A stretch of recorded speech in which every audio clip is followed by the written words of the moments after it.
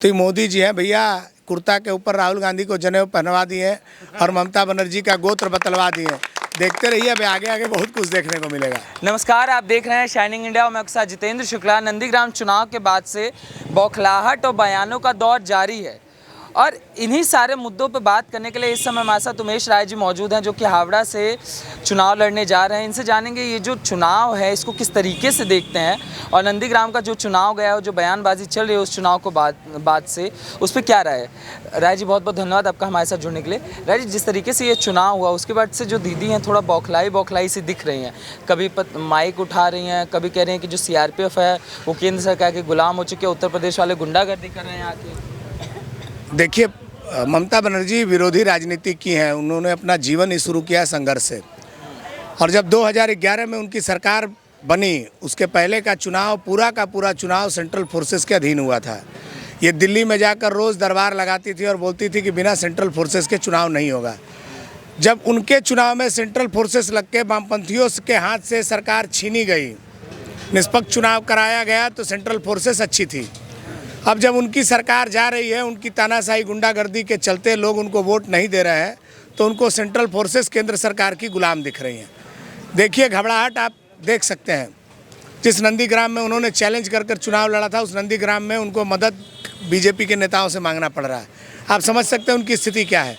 जिस तरीके से नंदीग्राम के लोगों ने उन्हें नकारा है, आज ममता बनर्जी जी स्वाभाविक रूप से अब ये सोच रही है कि दूसरे किस सीट से चुनाव लड़ेंगी। पश्चिम बंगाल का माहौल पूर्ण रूप से भारतीय जनता पार्टी के पक्ष में आया है। 2 चरण के चुनाव में तृणमूल कांग्रेस के गुंडे किसी भी कीमत पर बूथ तक, EVM तक नहीं पहुंच पाए। इस बात की बौखलाहट है कि उनका तो भरोसा ही गुंडों के बल पे है चुनाव लड़ने का और जीतने का। तो जब गुंडागर्दी नहीं होगी तो स्वाभाविक रूप से तृणमूल का बंगाल से सफाया होगा। यहाँ आप कह रहे हैं कि दीदी हार रही हैं, वहाँ प्रधानमंत्री कह रहे हैं कि दूसरी सीट दीदी चुन ले, कहाँ से लड़ेंगी। वहाँ महुआ मोइत्रा कह रहे हैं कि उनकी फिक्र मत कीजिए, आप बनारस की दूसरी सीट छोड़िए और जाके और कहीं से लड़िए, क्योंकि दीदी अब बनारस से चुनाव लड़ेंगी। दादा देखिए, ममता बनर्जी जी का नाम पूरे देश में है, लेकिन तृणमूल को कोई पसंद नहीं करता है। पिछले दिनों में आपने देखा था जिस तरीके से देश के सभी विरोधी राजनीतिक दलों को उन्होंने एक किया और उनके जब समर्थन में वो जगह जगह जाने लगी। पटना के उनकी सभा में 400 लोग थे, लखनऊ में सभा की थी 600 लोग थे, दिल्ली में उनके कार्यक्रम में 700 से 800 लोग थे। ममता बनर्जी को अपने राजनीतिक औकात का शायद अंदाज़ा नहीं है। वो कहाँ नरेंद्र मोदी जी के साथ उनकी तुलना आप कर रहे हैं। बनारस का तो टिकट कटाना उनके लिए भारी हो जाएगा। आप इंतज़ार कीजिए, 2 मई को इस बात का पता चल जाएगा पूरे बंगाल को कि ममता बनर्जी जी कितने भारी मतों से नंदीग्राम से हार रही हैं। ये उनकी बौखलाहट बता रही है। उनके पार्टी के नेताओं की जो चिंता है वो चिंता इसी बात की है कि अब तो जब खुद ममता बनर्जी हार रही हैं तो बाकी सीटों की स्थिति क्या होगी आप खुद समझ सकते हैं। आपको ऐसा क्यों लगता है कि मतलब ममता बनर्जी ऐसा क्या कर दिया? अरे आप देख लीजिए ना, पिछले 5 साल के कार्यकाल में उन्होंने कहा कि मैंने उन्नयन किया, लेकिन दूसरा कार्यकाल जब आया तो उनके भतीजे ने जिस तरीके से तानाशाही रवैया अपनाया, बंगाल में जितने क्षेत्र थे जहां से अवैध वसूली होते हैं उस हर क्षेत्र में अभिषेक बनर्जी की सीधी हिस्सेदारी रही है।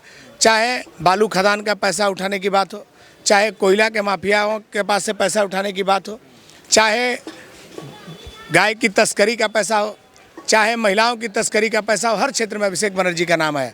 तृणमूल कांग्रेस के नेताओं के साथ अपमानजनक शब्दों में बात करना, तानाशाही रवैया अपनाना, ये कहीं ना कहीं ममता बनर्जी के पतन का कारण बना है। बंगाल की जनता कभी भी राजनीति में परिवारवाद को आज तक उसने नहीं देखा था। ममता बनर्जी से तो एकदम ही उम्मीद नहीं थी, लेकिन जिस तरीके से ममता बनर्जी ने अपने भतीजे को प्रमोट करने के लिए TMC के वरिष्ठ नेताओं को अपमानित किया, ये कहीं ना कहीं ममता बनर्जी के विनाश का कारण बनेगा।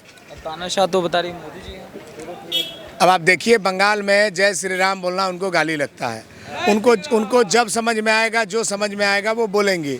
अब बताइए, कोई हम्बा हम्बा डम्बा डम्बा घम्बा घम्बा करता है, एक मुख्यमंत्री को कोई शोभा देता है? अब जो मुख्यमंत्री जय श्री राम को गाली बताती थी वो अब अपना गोत्र बताती हैं। ये मोदी जी का करिश्मा है। मोदी जी दुनिया के सबसे लोकप्रिय नेताओं में से एक है। पूरी दुनिया के सामने उनका परचम लहरा रहा है। ऐसे में स्वाभाविक रूप से विरोधियों से आप क्या उम्मीद करते हैं? मगर दादा, आप लोग ने भी तो परेशान करने में पीछा नहीं छोड़ा। बताइए, रामायण में जो राम भगवान का अभिनय करते थे उनको भी आप पार्टी में ले आए। अरे आज थोड़ी न लाए हैं। अरुण गोविल जी तो बहुत दिन से भारतीय जनता पार्टी में है। कृष्ण बने थे जो निश्चित जी, वो बहुत दिनों से पार्टी में है। तो ये कोई नई बात तो नहीं है। अगर कोई आदमी भारतीय जनता पार्टी में, हमने तो शुभेंदु अधिकारी को भी लिया है। आपको रामायण का दृश्य याद दिला देते हैं। जब राम रावण का युद्ध हो रहा था तो धर्म अधर्म के युद्ध में विभीषण ने राम का साथ दिया था।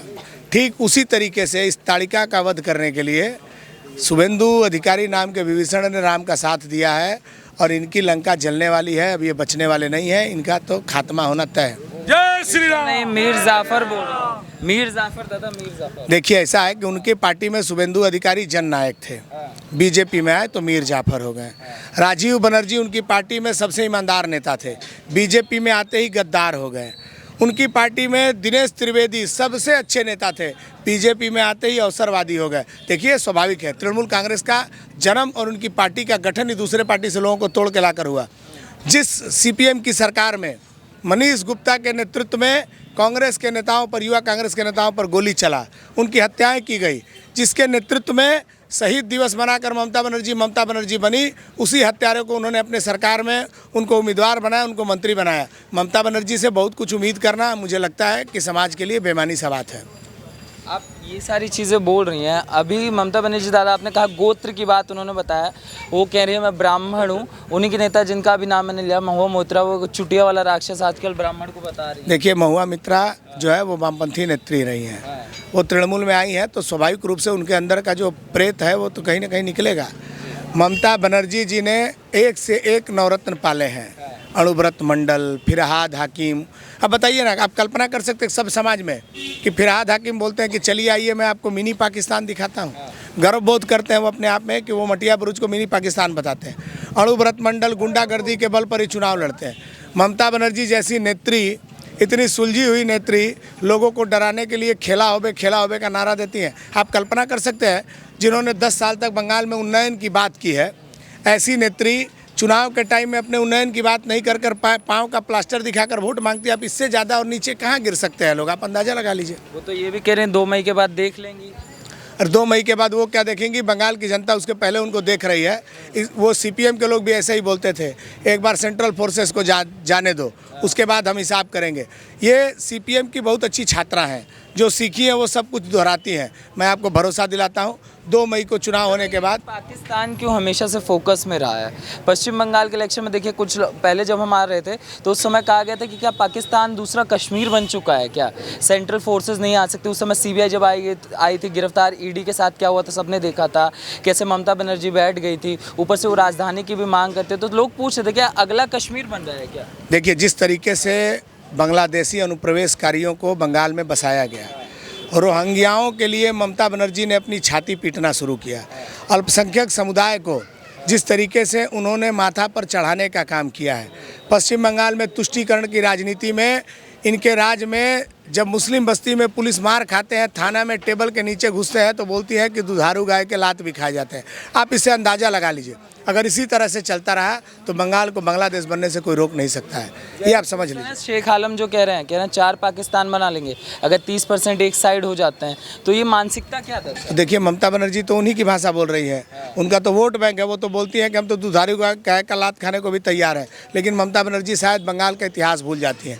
एक ज़माना था कि ये मुस्लिम वोट कभी किसी ज़माने में कांग्रेस का पेटेंट हुआ करता था, कांग्रेस को उजड़ते ही ये सारे वोट सीपीएम के हो गए।